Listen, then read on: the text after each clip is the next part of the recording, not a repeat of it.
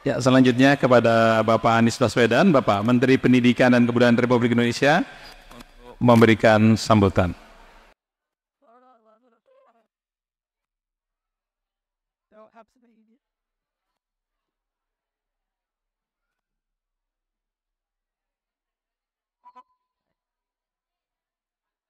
Bismillahirrahmanirrahim. Assalamualaikum warahmatullahi wabarakatuh. Yang saya hormati Bapak Wakil Wali Kota Bekasi, yang saya hormati Bapak Farid Thalib, pembina Yayasan Pendidikan Silaturahim ini, yang saya hormati juga sampingnya ini Pak Yusuf Thalib, Bapak Ges Khalifah, Pak Ibrahim, yang saya hormati dan menjadi rujukan kita semua, Ustadz Husin Alatas, Pak Ihsan, dan tokoh pendidikan yang mengabdi di tempat ini, kita semua hormati, kita banggakan, Pak Munif Hatib, Bapak-bapak, Ibu, hadirin semua. Alhamdulillah, bersyukur akhirnya bisa sampai juga ke sini. Beberapa hari kemarin sempat agak khawatir, karena mendadak hari Jumat ada perubahan jadwal. Tapi kalau sudah diniatkan, niatnya semuanya. Kita niat, yang di sini juga niat, Allah memberikan jalannya. Dan alhamdulillah, siang hari ini dimudahkan untuk kita silaturahmi.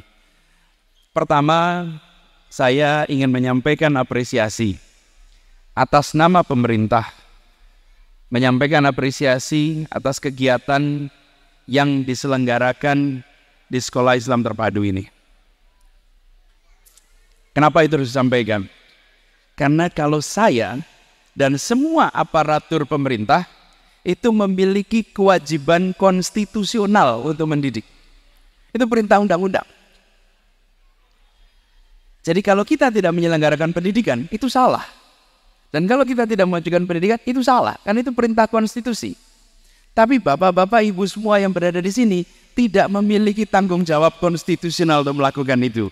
Bapak ibu sekalian memiliki panggilan moral untuk mendidik, untuk menjalankan apa yang diamanahkan oleh konstitusi kita. Mencerdaskan kehidupan bangsa. Karena itu atas nama pemerintah saya ingin sampaikan terima kasih dan apresiasi yang sebesar-besarnya.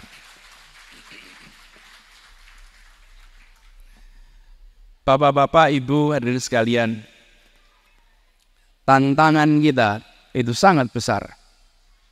Tantangan kita sangat besar. Perubahan zaman terjadi begitu cepat. Dan kita harus membaca perubahan itu dengan baik. Ini kebetulan karena peresmian sekolah. Jadi saya ingin garis bawahi sedikit. Bahwa hari ini anak-anak kita hidup di abad 21. Anak-anak kita hidup di abad 21. Dengan segala macam teknologi yang mereka bisa manfaatkan. Gurunya adalah guru-guru abad 20. Kita ini abad 20. Cara mengatur sekolahnya itu cara mengatur sekolah abad 19. Betul. Bapak Ibu datangi sekolah-sekolah kita, lihat bentuk sekolahnya, lalu lihat foto-foto sekolah abad 19. Sama. Belum berubah. Belum berubah. Di sini dibutuhkan keberanian untuk melakukan terobosan. Umat Islam menang atau kalah bukan karena mampu atau tidak mampu, tapi karena membaca perubahan zaman atau tidak. Karena itu cara mendidik pun harus diubah. Beruntung di sini ada Pak Munif Hatib yang Indonesia saja menjadikan beliau rujukan dan beliau mengabdi di tempat ini. Ini beruntung sekali. Dan itu artinya Pak Munif, tanggung jawab Pak Munif menjadi extraordinary, Pak. Menjadi besar. Kalau menulis, lainnya melaksanakan. Kalau di sini harus diwujudkan. Harus diwujudkan. Dan ini artinya sekolah ini harus bisa menjadi sekolah rujukan. Bukan hanya sekolahnya memberikan makna lebih bagi siswanya, bagi orang tuanya, tapi bagi ekosistem pendidikan lebih luas, ini harus jadi rujukan. Jadi, Ibu sekalian, tantangan perubahan ini membutuhkan kita melihat pendidikan dari perspektif yang lain. Nomor satu, barangkali perlu kita sama-sama garis bawahi. Jalur untuk mendidik itu 3 minimal. Jalur intrakurikuler, jalur ekstrakurikuler, dan jalur ada yang menyebutnya non-kurikuler, ada yang menyebutnya co-kurikuler. 3 ini. Kebanyakan dari kita berpikirnya semuanya intrakurikuler. Semuanya dimasukkan dalam kurikulum. Sementara ekstrakurikulum tak berkembang. Di sisi lain, non-kurikuler tak tumbuh. Kegiatan-kegiatan mingguan, kegiatan harian yang bukan di dalam kelas, juga bukan ekstrakurikuler, ini adalah kegiatan yang bisa menumbuhkan karakter. Tapi seringkali kita lewatkan. Karena itu saya senang sekali tadi mendengar bahwa di sini OSIS-nya didorong. Anak-anaknya diminta untuk terlibat dalam kegiatan ekstrakurikuler. Karena yang menentukan di masa depan nanti adalah kombinasi itu. Dan fondasi mendasarnya adalah tadi disampaikan, saya ingin garis bawahi, akhlak, integritas. Tadi pagi sebelum saya ke sini, kenapa jadi mundur? Karena Presiden menerima 500 kepala sekolah seluruh Indonesia yang ujian nasionalnya memiliki indeks integritas tertinggi. Selama ini yang dinilai oleh negara adalah prestasi akademik. Tahun ini kami tidak nilai prestasi akademik. Bukan itu tidak penting. Prestasi akademik penting, tapi kejujuran yang utama. Kejujuran utama. Sudah terlalu banyak stok orang-orang cerdas, terdidik, tapi juga terampil dalam memanipulasi. Dan sekolah-sekolah kita tanpa disadari menjadi supplier potensial koruptor. Karena itu sekolah harus memangkas suplai koruptor. Jadi mulai tahun ini kita umumkan 2, prestasi akademik dan prestasi kejujuran. Indeks kejujuran, pertanyaan yang saya muncul, bagaimana kejujuran dihitung? Bagaimana mengukur kejujuran? Kejujuran sulit dihitung. Yang bisa dihitung itu kecurangan. Jadi, kita menghitung hasil ujian nasional dilihat. 1 sekolah, 1 kelas, jawaban samanya berapa persen. Dan ketemu persentase yang benarnya sama, salahnya sama di 40% pelajar. Artinya ini kerja jamaah, ini kerja ini. Kerja bersama ini. Jadi cara mengukur kejujuran bukan diukur kejujuran. Kita mengukurnya 0 sampai 100. Angka 100 artinya integritasnya penuh. Angka 0 artinya tidak ada integritas. Lalu bagaimana cara mengukurnya? Dihitung prosentase siswa yang jawabannya sama dan polanya sama. Jika ditemukan 20%, maka 100 kurangi 20 ketemu angka 80. Jika angka yang tidak ketemu polanya itu 5, maka ketemu 95. Jadi tadi yang diundang adalah yang tertinggi 500, range-nya dari 92 sampai 99 skornya. Kita tidak tunjukkan angka akademiknya. Dan Presiden kenapa dilakukan hari ini? Supaya 1 hari 1 paket. Apa 1 hari 1 paket? Paginya diumumkan sekolah berintegritas, siangnya ketua KPK dilantik. Kenapa ada KPK? Karena ada krisis integritas. Kenapa ada praktek korupsi? Korupsi itu gejala. Penyakitnya integritas. Gejalanya korupsi.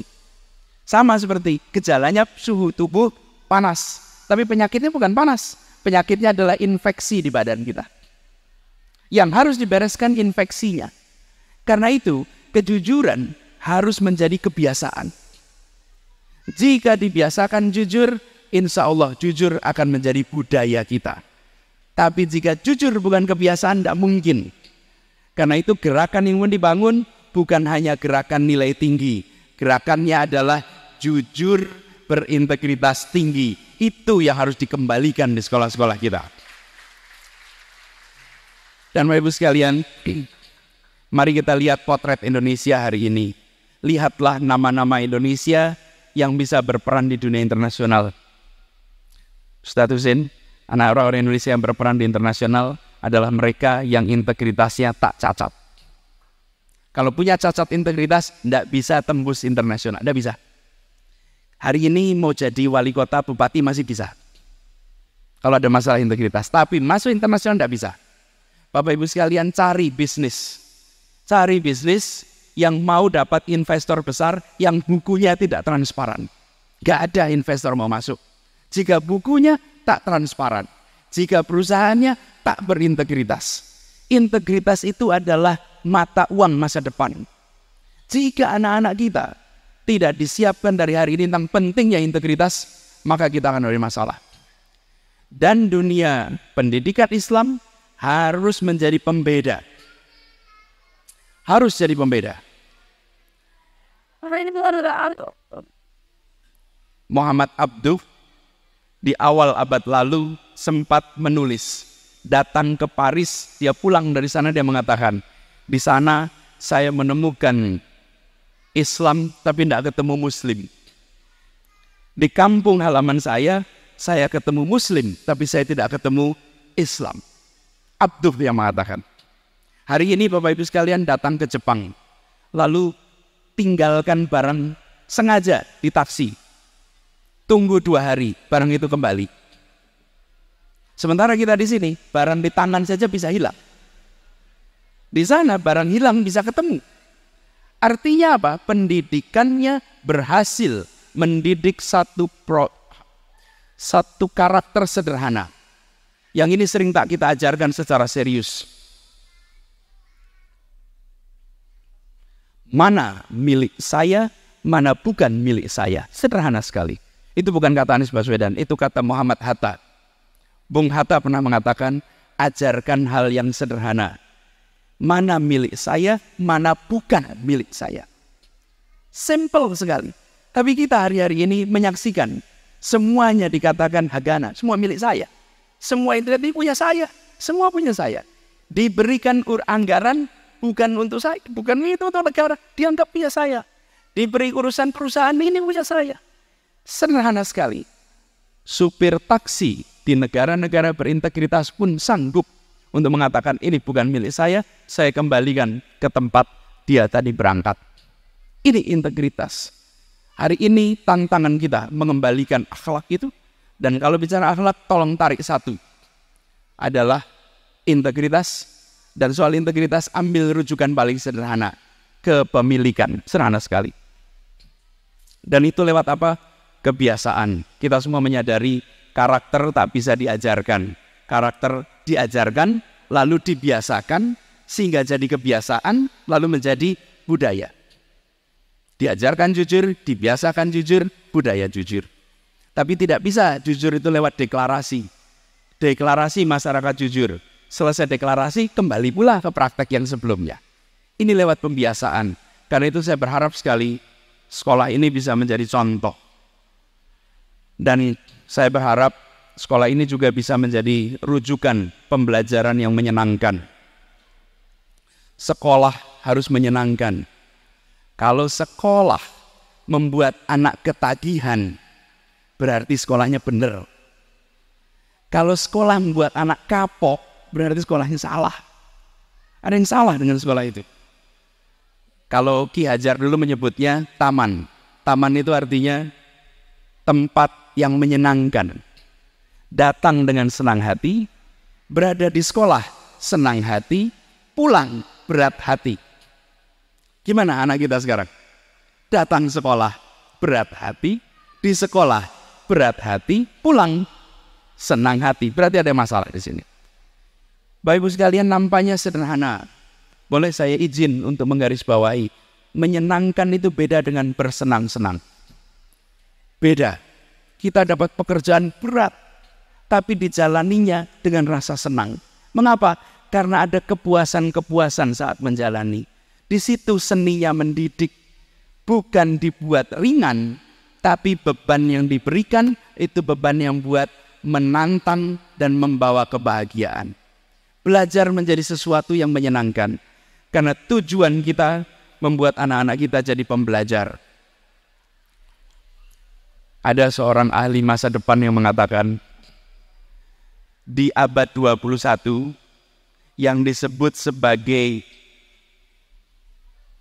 illiterate, buta aksara, itu bukan orang yang tidak bisa baca tulis di abad 21, tapi orang yang tidak bisa belajar, lalu unlearn, lalu relearn. Ini bahasa Indonesianya apa nih Pak? Unlearn itu apa? Mengubah yang sudah dipahami, kemudian menerima metode baru, pemahaman baru. Learner, unlearn, relearn. Kenapa? Karena kita harus cepat menghadapi perubahan itu. Bapak Ibu sekalian, 15 tahun yang lalu tidak membayangkan ada HP yang bisa seperti sekarang. Jadi kita dulu belajar pakai telepon, habis itu muncul HP, belajar menggunakan HP dan melupakan cara menggunakan telepon. Sebentar lagi ada teknologi baru lagi, kita harus belajar baru lagi. Perubahan datang begitu cepat.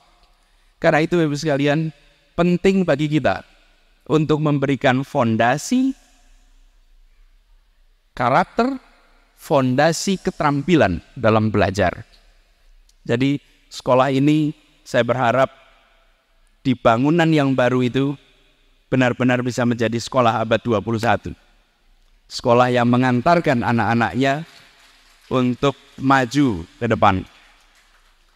Dan izinkan anak-anak kita, tadi di depan anak-anak SMA, SMP, kalau mereka usianya 15 tahun,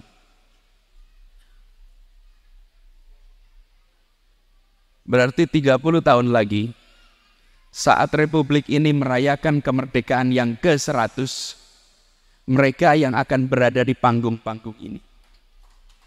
Mereka yang ada di bawah-bawah ini, usia mereka sekitar 45 tahun. Kira-kira sama usia saya. Mereka 30 tahun yang lalu, saya SMA kelas 1. Sama. 30 tahun kemudian kita yang akan mendapatkan tanggung jawab, anak-anak ini. Karena itu pesan, kalau boleh saya berpesan atas nama pemerintah, jangan melihat mereka sebagai anak kecil. Tapi pandanglah mereka sebagai wajah masa depan Indonesia. Dan Bapak Ibu Guru yang mengajar di sini, Bapak Ibu Guru mendapatkan amanah yang tidak dimiliki orang lain. Bapak Ibu mewakili kita semua, mendidik anak-anak untuk menang di masa depan. Tumbuhkan pada mereka kesadaran, mereka bukan hanya hebat di Indonesia, mereka harus hebat melihat dunia. Mereka wawasannya harus global, apalagi ini sekolah Islam terpadu. Globalisasi pertama itu yang membangun umat Islam. Dari Maroko sana sampai Maluku. Bahasa internasionalnya bahasa Arab. Itu dari Maroko sampai Maluku. Perdagangan dikuasai semua. Sebelum Barat punya globalisasi, umat Islam sudah menjadi globalisasi. Karena itu umat Islam harus percaya diri melihat dunia. Pasang peta dunia di tiap kelas. Dan tunjukkan pada anak-anak itu bahwa saya berprestasi bukan hanya level Bekasi, bukan hanya level nasional, tapi berprestasi di level internasional. Tumbuhkan itu dari sekarang. Biar mereka memiliki wawasan yang global. Lalu berpikirnya bukan menangkis pengaruh asing. Berpikirnya adalah mempengaruhi dunia. Karena beda sekali menangkis pengaruh asing dan pengaruh dunia. Menangkis pengaruh asing itu pandangannya takut sama dunia. Umat Islam harus menjadi pemberani. Dan itu artinya mewarnai dunia. Dan itu artinya menunjukkan contoh-contoh. Hari ini Bapak sekalian cari negara-negara Islam. Lalu cari negeri mana yang pendidikannya tercermin dalam perilaku masyarakatnya. Cari Bapak Ibu sekalian, dari paling ujung barat Nigeria, terus sampai ke paling timur, belum ketemu. Yang kita sering temukan seperti yang dikatakan Abdul tadi, di mana adzan tak berbunyi, tapi Islam muncul tanda-tandanya. Indonesia harus bisa membalikkan itu. Di ujung tenggara bentangan geografis umat Islam dunia, di situ ada kebangkitan pendidikan Islam yang insya Allah di sini salah satu cikal bakalnya. Insya Allah. Dan biarkan dunia menengok ke tempat ini. Bapak Ibu sekalian, sedikit saya tambahkan, Bapak Ibu sekalian, dunia itu terpesona dengan Indonesia, tapi Indonesia sering memangkas percaya diri kita sendiri.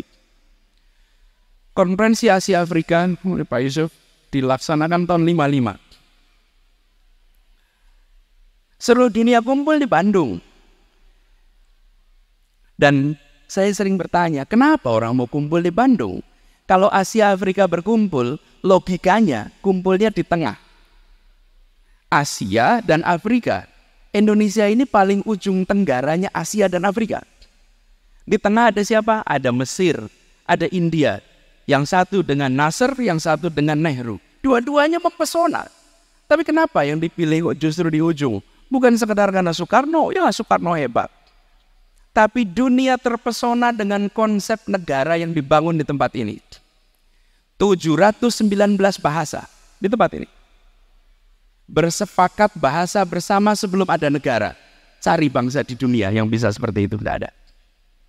Uni Eropa hari ini menyatakan satu bangsa, bangsa Eropa, dan mereka menggunakan bahasa 23 bahasa. Semua pidato diterjemahkan 23 bahasa. Semua ceramah setiap orang pegang pakai headset, menerjemahkan. Indonesia melakukan itu. Yang kedua, dibangun negara yang semua orang sejajar. Kalau tidak seperti itu, karena itu Bung Karno sering merasa tidak nyaman dengan Malaysia. Pemimpin Indonesia sering tidak nyaman dengan Malaysia. Kenapa? Karena di Indonesia kita bukan saja mengusir kolonialisme, tapi meniadakan feodalisme. Ada 138 kesultanan kerajaan di seluruh Indonesia. Lalu dikatakan semua diakui sebagai warisan budaya, tapi bukan sebagai entitas politik. Bayangkan kalau jadi entitas politik, pilkada serempak kemarin seperti apa? Ada 138 kerajaan yang masing-masing maju. Nah, dan siapa saja bisa jadi gubernur, siapa saja bisa jadi wali kota. Cari tetangga kita, Pak. Malaysia, tidak mungkin. Singapura, tidak mungkin. Thailand, tidak mungkin. Lihat Filipina, tidak mungkin. Anda harus anak seseorang untuk bisa mendapatkan posisi publik. Wih, dunia terpesona dengan kita. Tapi kita sering melupakan kesempatan emas itu. Saya pas lagi konferensi Asia Afrika dapat tugas menemani seorang kepala negara yang datang dari Afrika Selatan. Lalu dia cerita, Nelson Mandela mengirimkan utusan ke sini karena dia tidak bisa berangkat. Jadi dikirimkan beberapa orang untuk datang. Ini cerita dari Afrika Selatan. Lalu pesannya adalah datang ke Bandung dan pelajari apa yang membuat Indonesia bisa seperti ini. Di mana pesona gagasannya itu melampaui wilayah teritori. Dan kalau Bapak Ibu berinteraksi dengan orang Afrika, mereka di dalam banyak program mengatakan the spirit of Bandung. Spirit of Bandung. Tapi yang menarik, sekalian, yang menarik, Bapak Ibu buka koran-koran bulan April tahun 55 di Indonesia. Apa kata koran-koran itu tentang konferensi Asia Afrika? Semuanya kritik. Semuanya mengatakan penghamburan uang. Jadi pemimpin kita yang punya visi panjang masa depan harus berani menghadapi kanan kiri yang mengatakan tidak setuju. Bila saat itu mengatakan dah nggak usah saja demi bebas kritik, maka Indonesia tidak jadi inspirasi dunia. Tapi jika itu dihadapi, Indonesia inspirasi dunia. Saya sampaikan ini dalam konteks pendidikan Islam. Yang hari ini kita katakan sebagai tradisi, dulunya adalah terobosan. Dan pada saat itu terobosan, dulunya pasti mengundang kritik. Yang hari ini dilakukan terobosan, pasti mengundang kritik. Tapi bila terbukti efektif, dia akan menjadi tradisi. Karena itu, di sini kita berharap sama-sama kecemerlangan kebangkitan pendidikan itu akan muncul. Dan benar-benar insya Allah sekolah ini menjadi salah satu rujukan kebangkitan pendidikan Islam di Indonesia. Bapak Ibu sekalian yang saya hormati, izinkan saya mengakhiri ini dengan mengucapkan selamat. Insya Allah ini menjadi salah satu awal yang baik. Dan insya Allah ini akan mengantarkan kita semua pada fase keberhasilan berikutnya. Kita berharap ikhtiar ini akan mengantarkan Bapak Ibu semua yang saat ini bekerja di tempat-tempat sunyi, tidak terlihat. Bapak Ibu sedang menggali sumur yang aliran pahalanya insya Allah tidak akan pernah berhenti untuk Bapak Ibu semua. Insya Allah. Dan kita berharap anak-anak kita nanti menjadi anak-anak yang membawa perubahan. Bapak Ibu sekalian, sebenarnya saya ingin lebih panjang berinteraksi Bapak Ibu sekalian. Tadi malam ada pemberitahuan tambahan, yaitu pelantikan yang harusnya jam 4 sore diajukan jadi jam 1.30. Pelantikan pimpinan KPK. Kalau saya tidak hadir nanti bisa didatangi sama KPK. Jadi saya lebih baik hadir. Kalau pelantikan KPK kita semua ingin mengirimkan pesan.